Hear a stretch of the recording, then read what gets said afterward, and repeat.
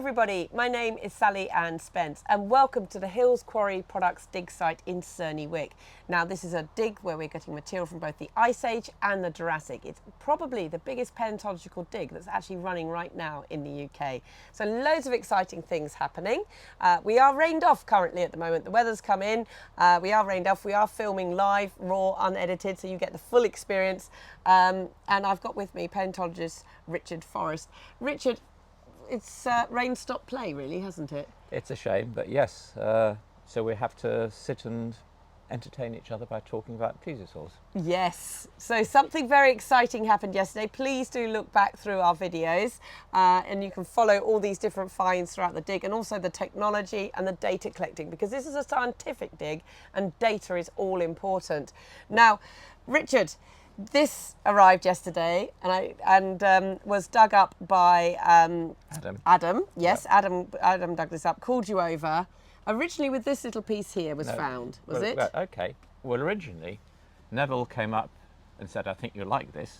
And looked at that, and it's a little plesiosaur vertebra. Right, what we're going to do is I've got Harry, he's helping us with the camera. Harry, can you bring the camera in so people can see? You can see that. Look at that.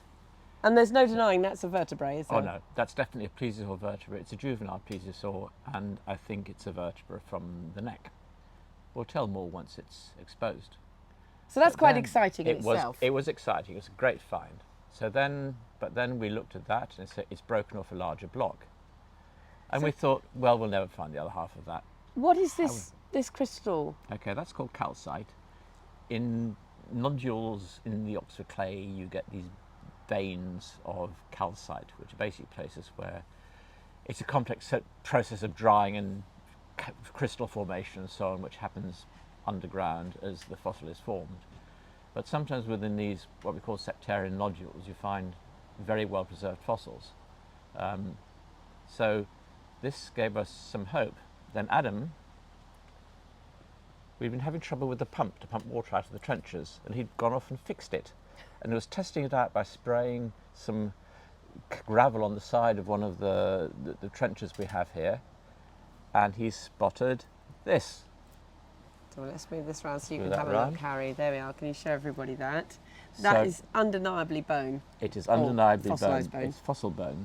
There was a bit of, shall we say, manufactured drama where I was called over and it was pointed out to me, and I said, wow, that's a plesiosaur scapula.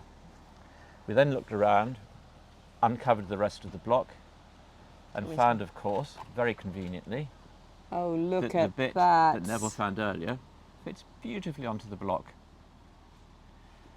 So we got it out of the ground, cleared some of the mud off, and then it got very exciting because if we turn the block round, you can see here, there's a line of ribs.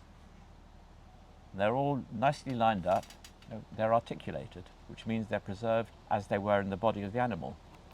Fantastic. Go a bit further round.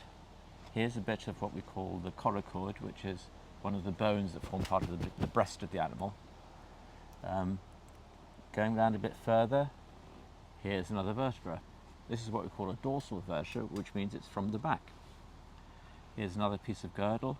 As we go round and round and round, more ribs, more bits of bone. So this is going to be full of bone. And then when we put this bit on and look on top, you can see there's a dorsal vertebra there, a neck vertebra there, which means it's almost certain there's a nice line of vertebrae running all the way through that block with ribs and so on. That's fantastic. Yeah, what is particularly interesting or exciting with having all the ribs preserved, that means the ribs encase the body cavity where you have stomach and so on. So there's a good chance we'll find the stomach contents of this animal. We find remains of its last meal. And it might be fish scales, or it might be belemnite hooklets, which are the hooks on the arms of squid-like animals. Or it could be something different. It might be another plesiosaur, who knows. This is actually as a juvenile plesiosaur, it's quite young, so it probably wasn't if it was an adult, we might even possibly find an embryo inside, but that's unfortunately not going to be the case, because this is not a baby, but you might call a young teenager. A young teenager plesiosaur. So can you describe a plesiosaur to anyone who's not sure what that looks like? Yeah, well, the classic description is a snake threaded through a turtle, which is more or less accurate. So basically, plesiosaurs had quite a broad body. They had 4 flippers. In fact, 2 sets of flippers, both of which were propulsive. So they actually flew underwater using 2 sets of flippers. They also had the very long neck you see in some plesiosaurs, not all of them, and a sort of relatively short tail, but a tail with a little fluke on it. So help them to direct themselves.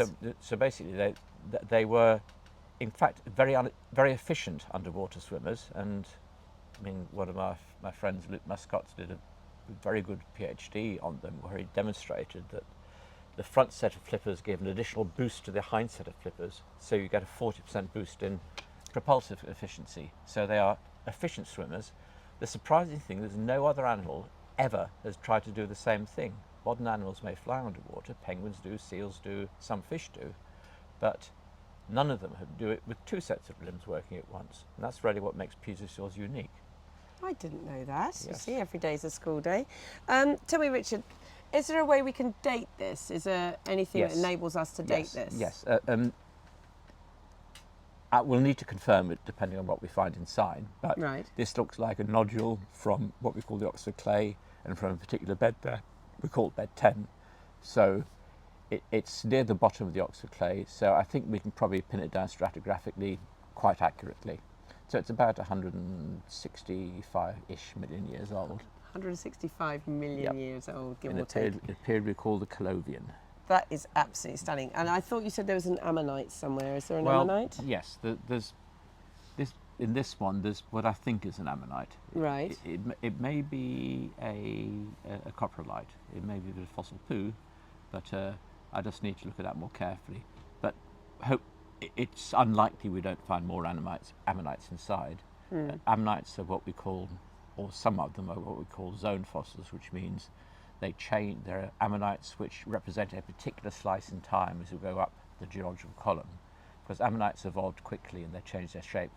So they are very useful indicators in rocks, especially the Jurassic and the Cretaceous, of where we sit in that line. They don't give absolute time, in the sense that ammonites don't say this is exactly 185.2 million years old, but they say this is older than that and this is younger than that. Right. We need to get absolute dates. We need volcanic eruptions which produce ash, and that can be dated absolutely. Wow. So that's the way we gradually refine it. We have fixed points and then we refine in between. So will the skull be in here? It's unlikely. Unlikely. Yeah. Okay. There's always the hope, but this looks like a properly articulated portion of basically the front half of the back. So this part of the body. It's then? this part of the body, basically. Okay. There we are. We'll show you. Yeah. Sometimes skull elements drift off because they are quite fragile and disarticulate easily. They come apart. So they do occasionally turn up in odd places. It's possible we'll find the odd tooth in here, because teeth are about the first things to come off of a plesiosaur as it decays. Right. So we often find the skulls with no teeth in them, but teeth sort of in other places in the body, which is a bit tricky because it makes it unpredictable. So when you go to a museum, obviously we see all the bones, we see the animal, it's all been beautifully done, what we call prepared. Yeah. I believe you're going to be interested in preparing this block. To say that I'm interested in it is an understatement. No one else has a chance of getting their hands on it. So I will spend many, many hours basically working away with an air pen, which is a miniature pneumatic drill effectively, just taking off carefully layer by layer all this enclosing rock, and when I hit bone I can work around the bone to expose the bone. And you're going to be looking at what species is this? You've got an idea already, haven't you? I have some idea. It's probably going to be a bit limited because juveniles are not so easy to identify as species. There is a handful of the more common plesiosaurs in the Oxford clay, and this looks like it looks like some of what we'd call a cryptoclidid, which doesn't have a family of plesiosaurs called Cryptoclididae. Cryptoclidid, okay. So it'll be almost certainly one of those. But who knows? As I expose it, we might find things that don't tie up with that. The shoulder girdle can be diagnostic. In other words, it can tell us what sort of animal it is. So we wait and see. There's obviously quite a lot of work to be done to get it to the stage where we can actually look at it in detail. I tell you, it's really exciting because we have been getting new species from the Kellaways area formation, and that's also because it's quite an understudied formation, actually, isn't it? That's part of the yes, reason. that's right. But this is, yes. Now, in many ways, scientifically, the most important part of this site is actually what the work we're doing on the Kellaways formation. Yeah. Because, as Sally Ann says, it's not very well known, it's not studied very much, and here we are really, well, we're going into it in a big way. So we've dug deep trenches into it, we've taken lots and lots of samples, we've taken detailed sections through it in several different places. We're sending samples off for analysis for microfossils, where we've got shell fragments we collected which can be used for measuring ancient temperatures and so on. We're looking at the nature of the sediment, which will tell you if it's a high energy or a low energy environment, if it was rough or gentle. We're looking at what makes up the clay and all sorts of things. Sorry. So do you think you can, from what you've seen so far of the formation? Yeah. Now, Richard, I am putting you on the spot. We are still on the dig. It's a 3-week dig. We're on the last week, so we haven't put all the data together yet, and it's going to take some time after the dig is finished to get the exact picture. But at the moment, what are you thinking about this particular area that we have been looking at? What's going on there? Is that just a shallow sea floor, or is it going to be something a little bit else? It's basically a shallow sea, relatively close to the coast, but obviously because we're looking over a fairly wide time span, it's several million years, that distance will have changed over time. It has gone backwards and forwards and so on. I mean, there weren't ice ages at the time, but even if you go back today, think about the way in which sea levels change and so on. So there would have been some change, not as extreme as we've had over the last few million years, but nevertheless significant. And it's all down to do with tectonic movements of the plates. And at the time, there was what we call a marine incursion. So basically, we had sea basically spreading and linking up with what we call the Tethys Ocean, which is this big, think of it as a super Mediterranean. It was an ocean that covered a large amount of our sort of middle latitudes, with a European, Asian landmass to the south, and sort of Africa and the other continents to the north, although at the time still connected to each other. So it was the Earth was very different. At the time when this came, there was, we know from the Ammonites that a passage opened up through what we call the Northern Ocean, where some Ammonites from an ocean to the north started coming through into the Tethys Ocean. So there was a mixture of species and so on, and possibly more cold water coming in. So it's time of faunal change and faunal turnover. But then the Earth is a very dynamic system, and these things happen all the time. So, and within the sort of time spans we're looking at, it's easy to forget that things happened just as quickly then as they do now. I always say the further we look in the past, the more out of focus it becomes. So we don't see if you look back to the Jurassic, we think a couple of million years here or there is not very much. But actually, it's just as much then as it was now. Yes, it's quite a so feasible go back amount 2 of million time. years, and the world was a very, very different place. And changes as great as that can happen 2 million years ago, which we think about this little sliver of time. Well, it's been amazing what we're finding. I mean, we were not expecting to find something like this, were we? No. Last year, you had the crocodilia skull. Precise. Yep. This year, you got this. Yep. It just keeps giving, doesn't it? It's It an does, amazing yeah. sight. It is. It really is. And this is the very last year. We've been digging here for a couple of years, and this is the very last year of the dig here. But what a fantastic final week's find. And we still have 6 days left. That's right.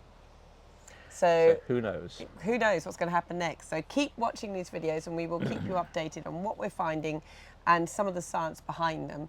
Also, all the various different technologies we're using too, and various experts that are coming in. And Richard, yet again, you know, what an amazing find for you, well, for science, but also for you, because I know this is your study group, so it's just like a very emotional time for you in many respects.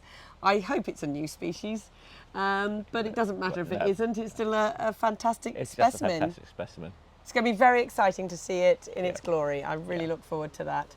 So keep following our videos, and you can be part of the excavation with us.